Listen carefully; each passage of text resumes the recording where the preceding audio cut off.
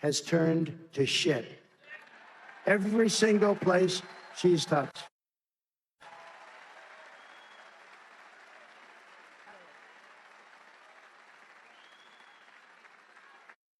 Every she's touched, you know, you might have heard this, Franklin Graham is wonderful. And he wrote me a letter and he said, "Sir, I love your stories and I love listening to your rallies, but could you please don't use foul language.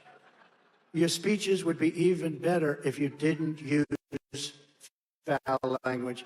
Here's an example, really, but how can you top that for what about, right? What were every place she touches wouldn't be nice? That would be a thud.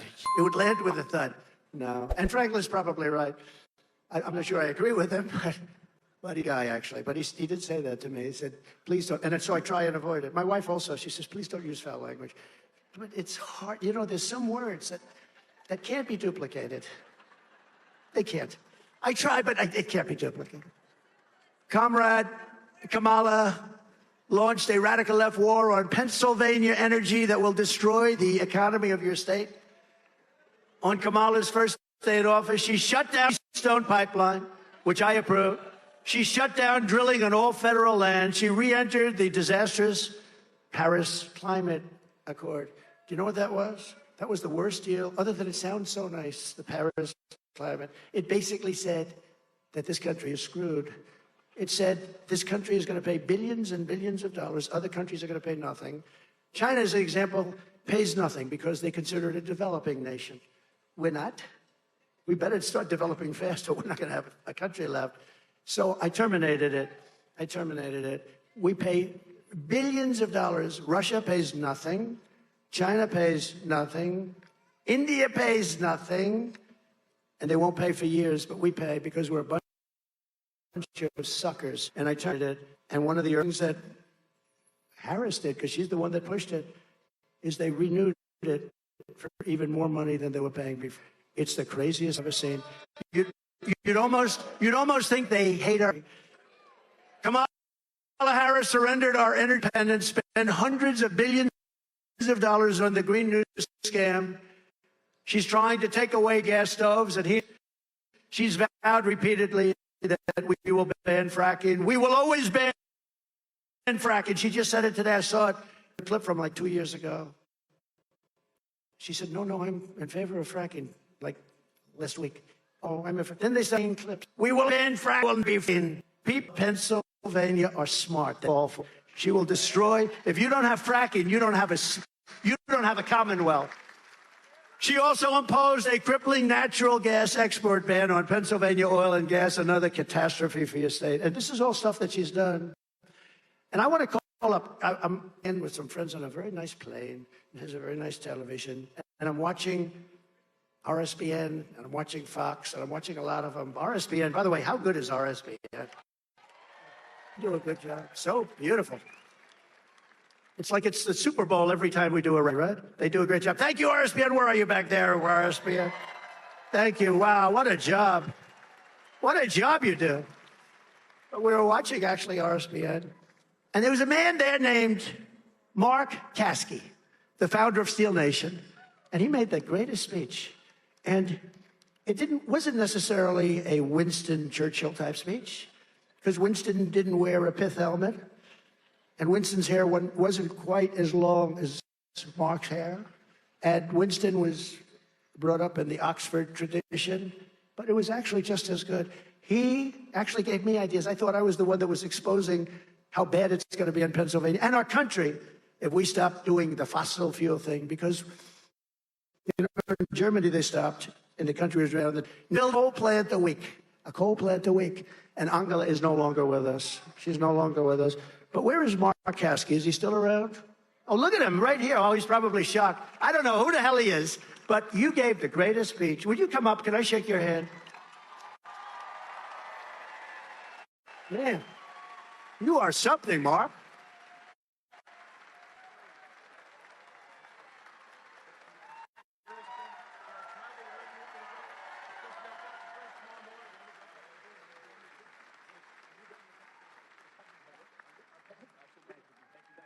Hey, Mark.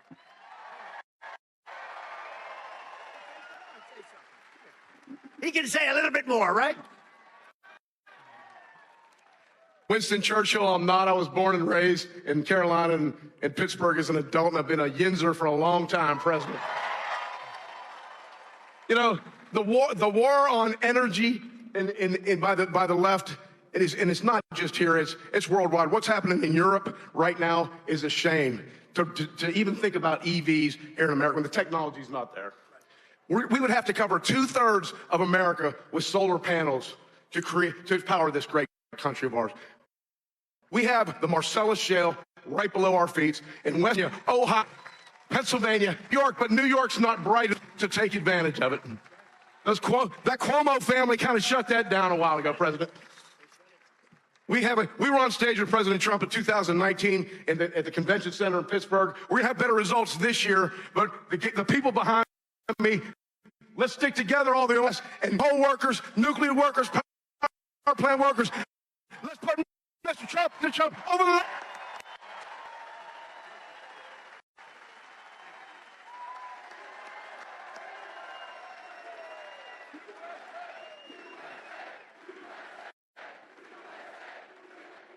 No, I'm watching Mark, and you know he's talking about all the things that happened when they shut down everything. They then closed up Keystone XL. People forget. I had it approved. I approved it. It wasn't going to happen. Billions of dollars had been spent. I approved it. They came in. They shut it down. The only one they didn't shut down was the Russian pipeline going through Europe, right? Nord Stream 2. Nobody ever heard of Nord Stream 2, Mark, until I came along. Right? Russia was building the biggest pipeline in the world, going to Germany and various other countries in Europe. Countries that we defend against Russia. Think of this. So we defend them against Russia. With NATO, we pay billions and billions, far more than we're supposed to be paying, because they had a lot of people that were delinquent. But after this, they all paid. They defend us if we don't pay. I said they all paid. Took about, Obama used to make a speech. Bush came in, made a speech, and leave. And you know, remember this: under Bush, Putin to land. Under Obama, land. Under Biden, he's trying to take all of the land, all of the land. Under Trump, he took nothing. Right, Mark?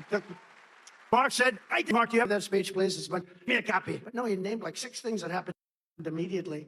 One of them was so big because the Keystone XL pipeline was a big deal, and that was going to bring a lot of oil was going to go in. You know, this pipeline's underground. It's safer than trucks, I guess, right? A lot more efficient. It was a big deal, and I came in immediately. But you didn't approve Nord Stream. I shut down Nord Stream. Russia was with me. If you're supposed to be my friend, that hate like he is my end. It was the biggest I've ever done. It was shut. And then this guy came in who's got a low IQ, very, very low. Now he's got maybe no IQ. You have to check it out.